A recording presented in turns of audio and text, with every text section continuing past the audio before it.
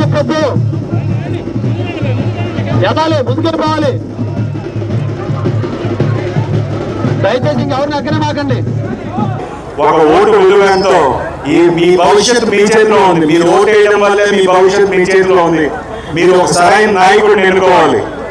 మీరు ఆ నాయకుడిని ఎన్నుకుంటేనే మీ భవిష్యత్తు బాగుంటుంది. మీరు అలాంటి నాయకుడు ఎవరంటే నా దృష్టిలో చంద్రబాబు నాయుడు గారు. ఎందుకంటే ఆయన చేసిన అభివృద్ధి, ఒక రాజధాని కట్టాలన్నా మీరు హైదరాబాద్లో చూశారు, ఒక సైబరాబాద్ అనే నగరాన్ని ఎంత బాగా తీర్చిదిద్దారో.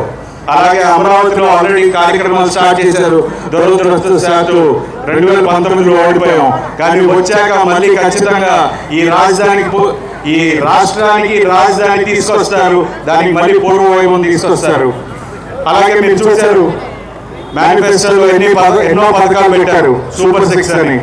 సో ఇవన్నీ ఒక పేదవాళ్ళకి అండగా నిలిచే కార్యక్రమానికి చంద్రబాబు నాయుడు గారు శ్రీకారం చుట్టారు. సో మీరు అందరూ ఈసారి తప్పకుండా మొదటిగా అయితే మీరు వెళ్ళి ఓటేయాలి. ఈ రాష్ట్రాన్ని, మీ భవిష్యత్తుని మీ చేతుల్లోనే ఉంది.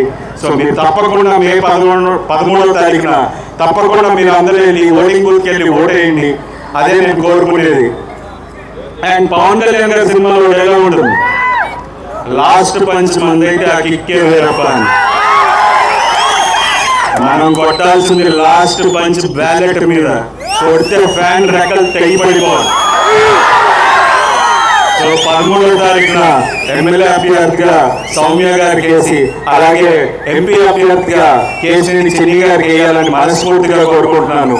మీ అందరూ సహకరిస్తారు. మళ్ళీ తెలుగుదేశం పార్టీ గెలుస్తుంది.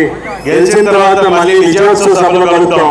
జై తెలుగుదేశం, జై జనసేన, జై భారతీయ జనతా పార్టీ, జై హింద్.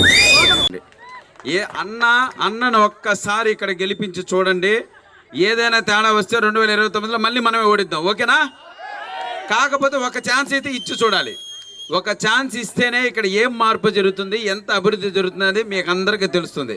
ఆ ఒక్క విషయం మీరు ఆలోచించండి. ఒక్కసారి ఓటు మాత్రం మనసుతో వేయండి. కులాలు మతాలకు అతీతంగా ఆలోచించి ఒక్కసారి మనసుతో వేయండి.